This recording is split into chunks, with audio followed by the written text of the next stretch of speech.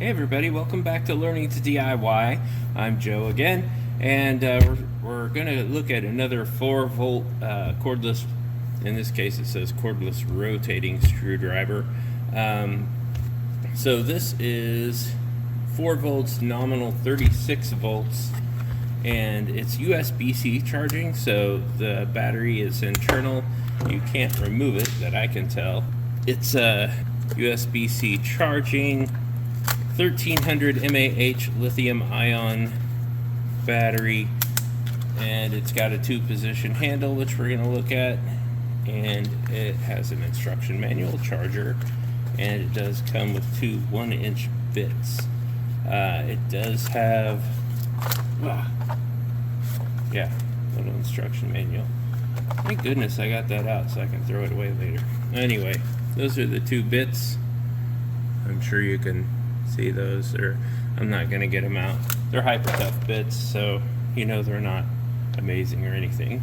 Okay, so 2-position handle, so I assume that means, reverse, and I guess that's reverse, and this is forward.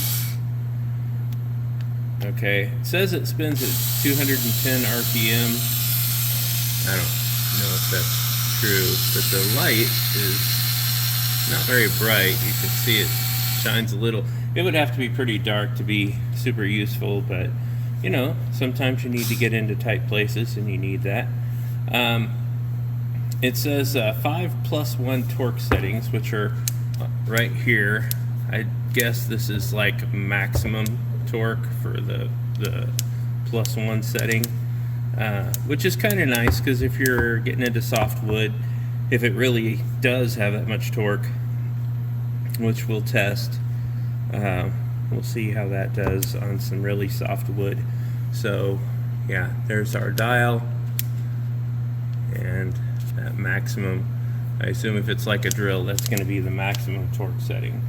So got it on 1, and then the LED work light. Okay, and then there's a magnetic bit holder, so we're going to be able to use that. I've only really encountered a few screwdrivers, and I don't think any of them that are cordless that have a detent to hold in the bit. I think they're all magnetic, so that makes sense.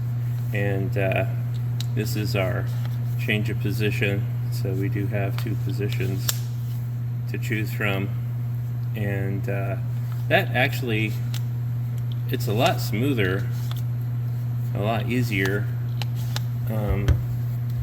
than the Ryobi, I think, because Ryobi, well, yeah, the Ryobi is a little stiffer, which may actually be a good thing in the long run, but this has been used a lot, and you can see the size difference. The Hypertough is a bit shorter, but then again, the Ryobi has the removable battery, and we've tested this. Not very strong.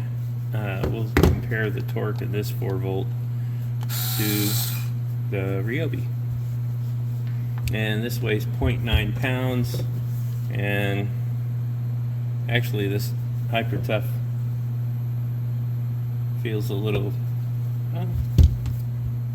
no, the Ryobi's heavier, but I don't know by how much. I didn't bring a scale. Hopefully at some point we'll see how long the battery charge lasts, because as we discovered before, this having 2 lights and running constantly on 1 2-amp-hour battery will last about an hour. So that's your length side-by-side comparison right there. It's almost like just the battery cap, and just a little bit is the difference there.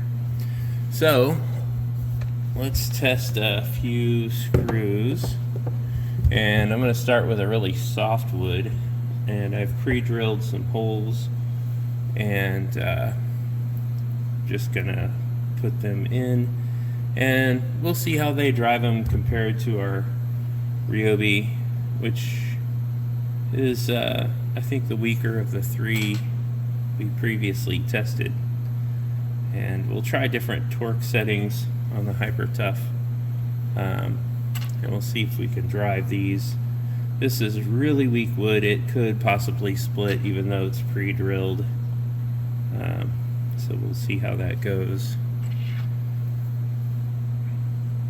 Just a quick note, I thanked everybody last video for 250 subscribers, but I was more like 240, so whoops.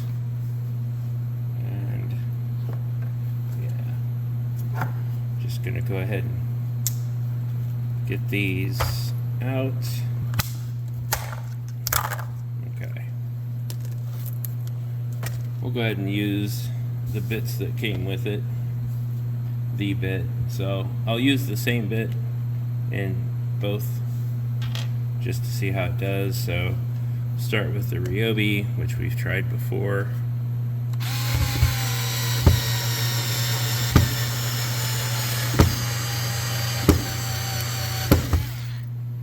Now I don't like the bit, but then again, these screws are not great for that.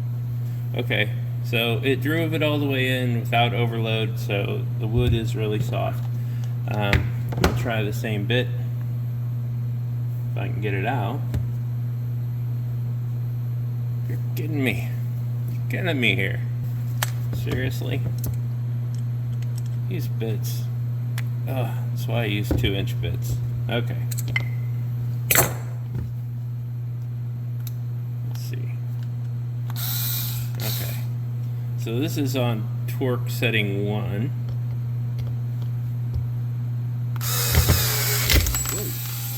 Ah.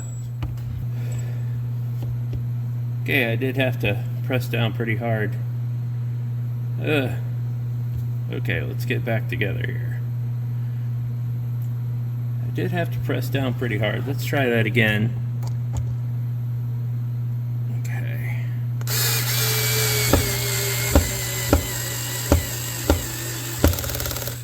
Oh, okay.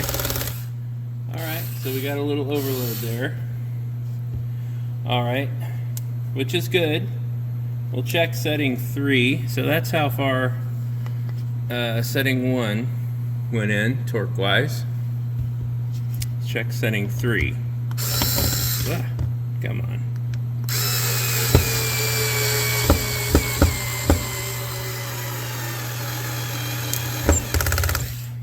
Okay, that actually got it all the way in and perfect.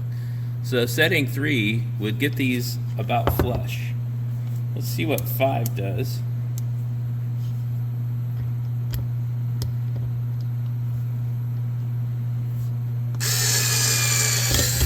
Come on.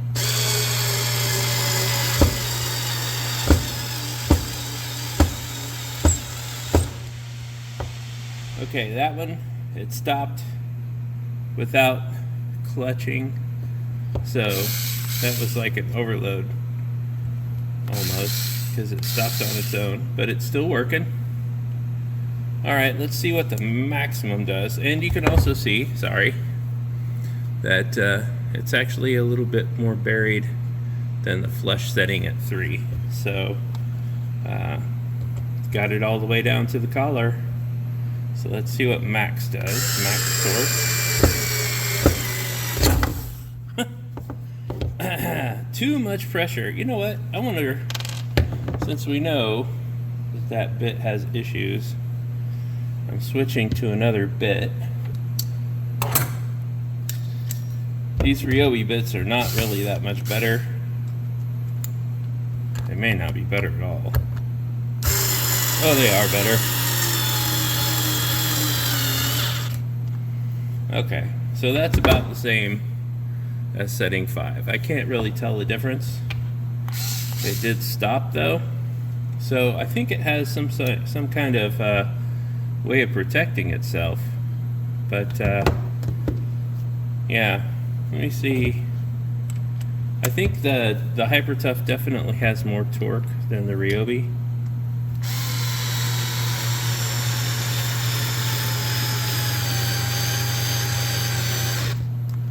And that's our overload for Ryobi, but it is flush, buried just a tiny bit.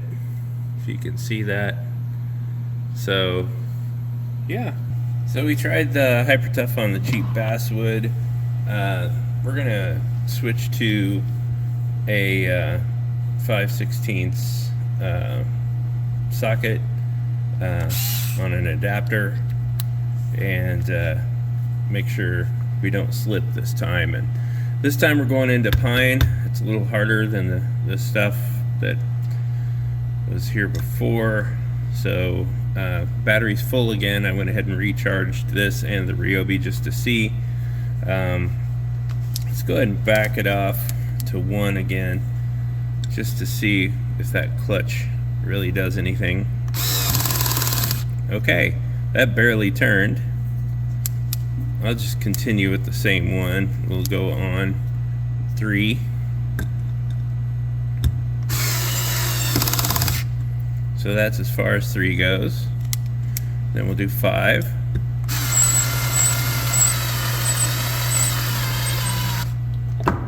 And that is all it will do. Let's go ahead and crank it up. Ooh, it does want to twist out of your hand. It's very torquey. Okay, so that's all it's gonna do. So let's just twist it in by hand to get it started. That's the max it'll do.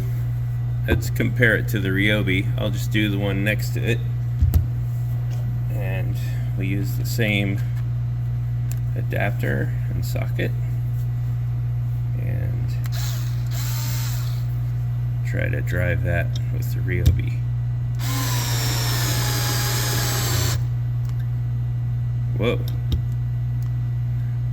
Okay, it has to reset. Yeah, that's it. So that is the difference. This is the Hypertough as far as it would go. That's the most torque and power we could get out of that 4-volt. This is the Ryobi 4-volt. As far as we could get it, it's a single speed, no clutch, and they're both 4-volt. So, man, that is, I don't know. I mean, it's pine. And these are, by the way, sheet metal screws. So these are not wood screws by any means, and I realize that. But they're still fine for this purpose. Yeah, I don't know. I think if you're doing something like this, you're gonna need more than a 4-volt tool. Though I do think we should try the Black & Decker and compare it. So let's bring out the Black & Decker, same setup. We'll see how it does.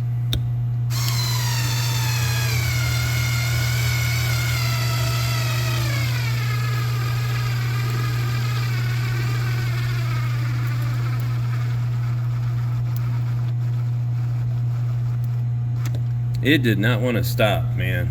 It really tried. Okay, so that's into pine, and these are pre-drilled, but you know, much smaller. But you can see the Black & Decker beating Hypertough, Black & Decker, Ryobi. That's pretty significant. Let's give it another shot, see if it'll drive further. Nope.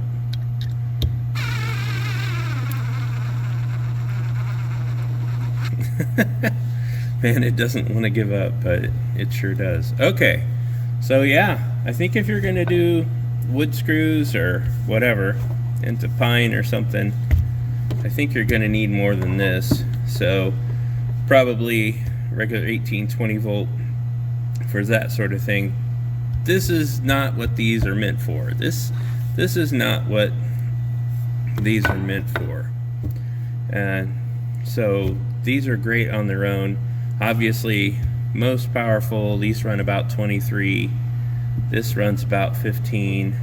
And this runs about 30 to 40, depending on what kind of price you get into on this. Although I will say, if you get this for 30 or 40, it's 30's the sale price. 40, it does come with the battery and the charger. this one, these two come with the cord to charge an internal battery. So anyway, that kind of gives you a breakdown of what they can do in pine. We can see this is comparable to the Hoto or the Black & Decker that we tried previously, and it's cheaper than all four of the ones we've tried so far. So if you're looking for a nice little short screwdriver to do some work around the house or whatever, this is going to be a really good choice. Okay, thanks for joining me and making some mistakes with me. Really appreciate it.